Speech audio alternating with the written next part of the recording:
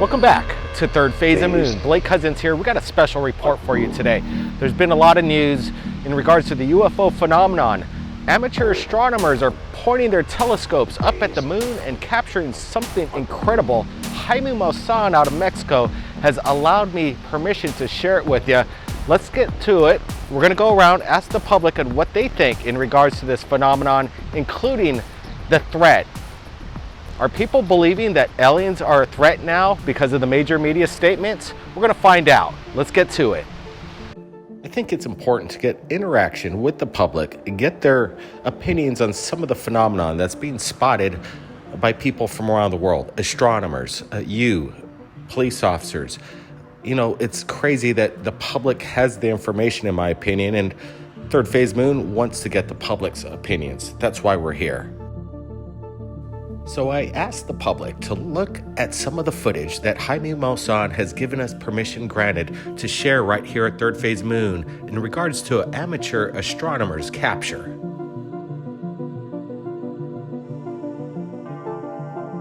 So now that you watched the video, what do you make of this? You see like these two objects, one of them actually seems to go behind the moon. Right. So what do you think this amateur astronomer captured? Do you think there's things up there by our moon that might be secret Space Force? If it was secret Space Force, why would it be reflecting so much light? That's what concerns me the most. Like, if it's supposed to be secret, why is it so shiny? So, and I noticed the one down below went behind the moon, and then the one stayed above it. If it's that big, proportionately, it would look like a plane. Like, it looked like it had a wing in the back of it. So I'm thinking it might be does the moon have some sort of atmosphere that's changing too? Or is something big landing on the dark side of the moon, causing a reflection through it? Like some sort of landing, like a ship coming in behind it, real big, that's causing the top part of it to shine, and then the reflection of the one like it's landing. That's all I can come up with. I don't honestly have no idea what that could even be, man. That's crazy. I have no idea. I have never seen anything like that personally. Like, I've seen like little things, real small, like little dots. So how big do you think this craft is when you look at it in comparison to the moon? The size of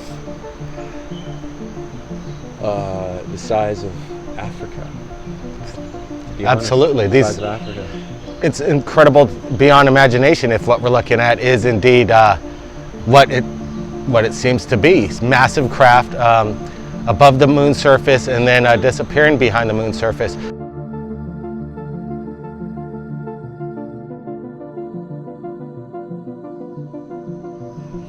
So when you look at a video like that, do you believe that there's a Space Force or secret space program and this is what we're looking at? Or do you believe that's possibly ET in nature, or is it a possible hoax? Yeah, my first question is, what type of recording device was that captured from? And then certainly I believe that there's a more active Space Force than what we're led to believe. I think that the US and other national agencies have far greater technology than we know about. So is something like that capable of being something that we're responsible for? Certainly, I think so. I think it could be, but also I'm not ruling anything out because I don't think we know for sure. So I'm not ruling anything out at this point. So there's astronomers around the world having their telescopes on the moon, sure, capturing these anomalies on a constant basis. In my opinion, when I saw this video this morning, I could see that there was heat waves from the Earth's atmosphere, kind of displacing the lens of the telescope. In my opinion, proving that this video is legitimate. If it is, how big do you think this craft is? These two craft, you saw it go behind the moon. Yeah, they look to be a good dozen miles off the moon's surface. I mean, those have to be, several hundred feet in length, I'd imagine. Yeah, pretty easily for both of them. But they are two very they look to be very different shapes, both of those objects. I don't know if the top one has some kind of heat signature coming off of the back of it, or if that's a tail on that craft. But the bottom one looks more like the cylindrical tic-tac type of shape that we've seen, referenced pretty recently. That top one is almost like a torpedo type shape.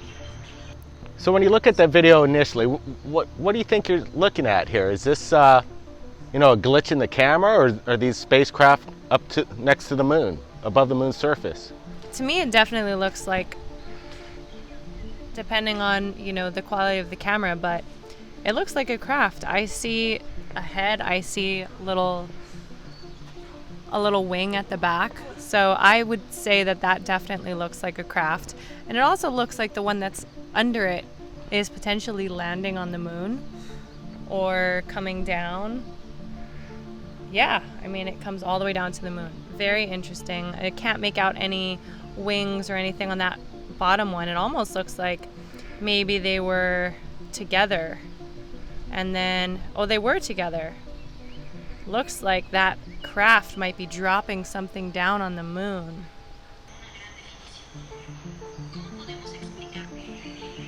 So let me ask you, there's speculation out there that some people claim that there was a secret Space Force space program that's been around for decades now. Do you believe after watching that video that this possibly could be like a secret space program? What do you make of that video, what you just saw there? I mean, I don't really know what I make of that. I'm not entirely sure that the moon is necessarily real, personally. So I don't know what that was. I mean, some sort of glitch in the system, maybe. Did you see in the video, like it seemed like the craft actually went behind the moon? And yeah. Does that maybe showcase a possible spacecraft the size of a continent? It could. It could. I mean, it also could just be a holographic reality. I don't know what that is. Where is this coming out of? Mexico?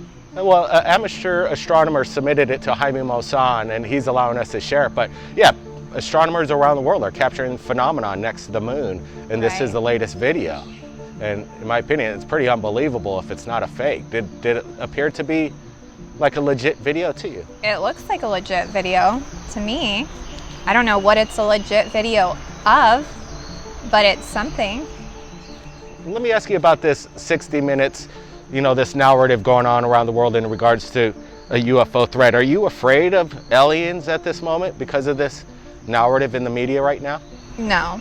Why? I think it would be wiser to be more fearful of those in charge of our current government than it would to be fearful of aliens or extraterrestrials. I don't think they're threatening in the least bit. I think it's naive to think that we are the only species or the only things out there. But no, I don't feel a threat. If anything, I would feel like they are potentially protecting us from destroying our own planet and those that inhabit it. I want to ask you about what's going on in the major media in the 60 minutes. Are you believing the narrative of this alien threat? That's what we're dealing with in regards to the Tic Tac gimbal? I don't know I've watched some of that on 60 Minutes, and I don't know what to think about it. Like, it seems like it's, they're talking about whether it's either a drone, right, or it's like an unknown. They never say it's like alien, right? Or they, but it seems like they're trying to make it seem like a threat. So it's interesting that now that the major media, we have the same talking heads over and over saying that there's a threat out there, some unknown threat. Do you believe that we actually know, our military or maybe insiders here in America realize that maybe it's not a threat from out there, but it's actually possibly our own technology reverse engineered from alien tech? I think that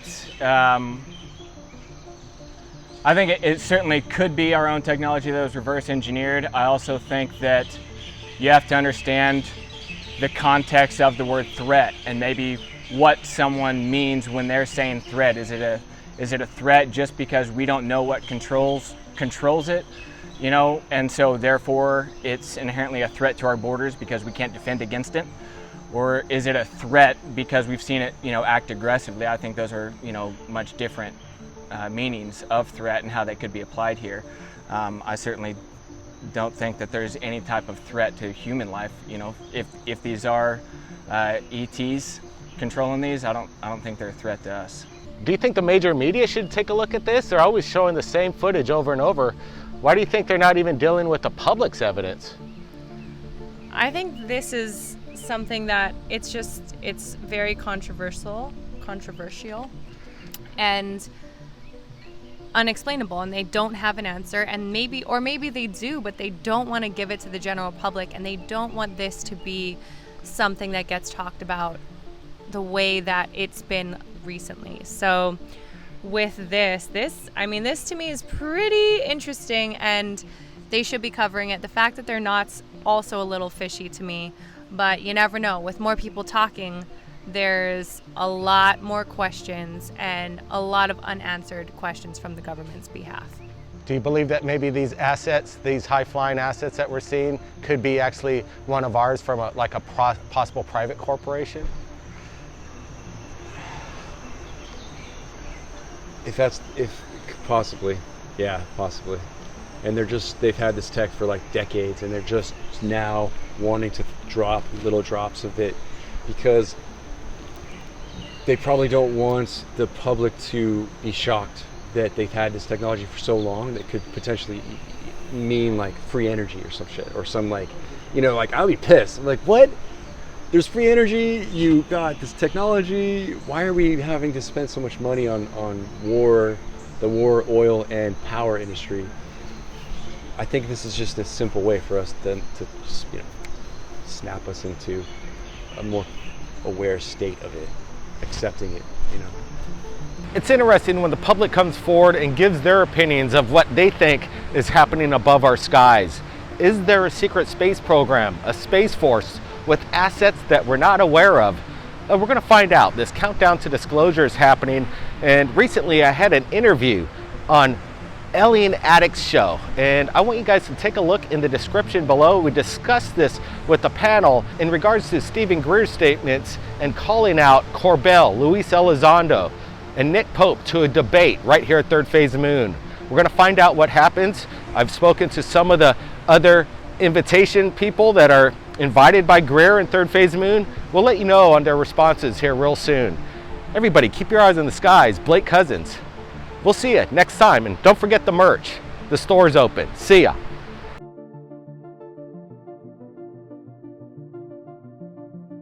And the guys are already waiting down below because I can see him. Blake's just dropped in. I thought Blake might be a little bit late, but it's all good. We're going to have a hell of a show tonight, and we've got a lot to discuss. So without further ado, I'm going to bring up the boys. A few of them already know each other, but a few of them don't know each other. Blake Cousins, welcome to the show, my friend. Can you hear me? Ellie? How you doing? You got me clear? I've got you clear. You look wonderful, mate. You look. Good. It's Crystal. Dark Perfect. Hour. How you doing, mate? You good? I can't hear you, but you do look. You look great. We don't need the audio. We just need to look at you. You look fine. Richard. Hey, is this thing on? Thanks for having me. It is on, mate. Yeah, it's on tonight. Definitely on tonight. And we have Lee from Mussy Audio. Captain, all around Boys. podcast grifter at your service. How is everybody in this fine evening? We've got a lot to discuss. A little bit. Yeah. Doing good. Thanks for asking. A lot on the table. Blake, I want to start with yourself just because I'm aware that I don't know how long this is going to be, this show, and I don't know how long you've got, but you guys are calling something out that's going to happen in the next couple of weeks, hopefully, and you're going to get Greer with Lou. Did you say Lou's lawyer as well, and possibly Nick Pope? Well, about 3 days ago. And it's good to be on the show. Glad to be on, Alien Addict. Good to see you, Dark Hour yeah. Paranormal, Good to see you, Rich and Lee. Hey, Lee see from you, Musty man. Audio. so yeah. Anyway, I talked to Dr. Greer. I think it's like 4 a.m. his time. He's in North Carolina, and he had a lot to say in basically what's going on in today's narrative of basically this threat, and he's not happy about it. So he called out all these names. He wanted us to share this video on his channel, and I called him up afterwards. I said, hey, look, let's get these guys on so let's get a debate going, a communication, any kind of, a discussion. Let's hear both sides of the story, both sides of the narrative. And, I've already reached out to a few of the people. Dr. Greer's on board. He's ready to take them all on. And that, I give him a lot of respect for that. It takes some guts. So, I could say people are hesitant to talk to Dr. Greer. Some people call him the lion. He'd be kind of a heavy-duty guy to debate. But, hey, these guys are saying this in the mainstream media. Why not come on a channel and just talk? Let's just talk. But people are afraid to talk. I can say I've reached out to a couple of people. Some people still, they're thinking. So let's keep our fingers crossed in 2 weeks. If these guys have the cojones to take on Dr. Greer and just have a discussion. It's not like we want to create like this rumble in the jungle, but we do want to create this dialogue that is necessary in this field. And, these guys should oblige to come on this channel. Luis Elizondo will come on any channel on YouTube.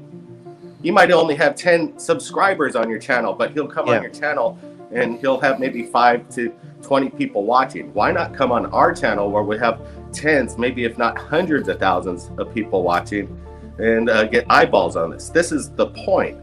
If he really wants to get the word out, if Nick Pope, Daniel Sheehan, Jeremy Corbell, and Luis Elizondo, if they got a message, why not come on one of the largest platforms in regards to this phenomenon and hash it out? So we're hoping that they do. I know, again, Dr. Greer, he's ready and he's excited. It took a little convincing. He thought this would be some kind of like publicity stunt, and why even give these guys even a platform? But I'm saying, hey, look, this is the place to have a discussion. So let's hope they come forward. But right now, we'll see. I'm having my fingers crossed. There's a lot of things going on. So that's kind of. I've got my fingers crossed for you because I'm excited for this. I do think it was a great call, that Blake, because it needs to happen, because Greer's making like big claims there, and if he's got the balls to actually face on, and they don't turn up, and they've got nothing to hide. What does that say? If they don't show up to a discussion where these guys will talk on the major media or any other small channel on the internet and not face Greer, I think that's going to have a lot to say about who and what these people represent. Yeah, I've had issues with Greer in the past, but I have to say, like you, Rich and Dark, I were discussing on Rich's show the other day, it impressed me what he did. It's completely. I mean, I sent it straight to Rich, but obviously he'd seen it pretty much straight away anyway. But I think the entire people that are into this field have seen this, and there's going to be a split. I think Greer has won a lot of hearts back. He's creating a line in the sand, and it is interesting. He was dropping names, which is kind of uncharacteristic of Dr. Greer. I guess he calls out names, but these people in the major media. It was surprising that he called out Nick Pope and some of these he's calling out pretty much all the community. And I'm not going to name some of the names that he mentioned, but he's pretty much not happy with them all, because it's interesting. I think our little circle of the thought process on this threat narrative, we all are kind of on the same page, but there's a lot of these ufologists that have been in this for decades, and they're just going along with this story because they just want to put out the story. They don't care what the narrative is. It's just they're going to follow what's going on the headline and just go along with it.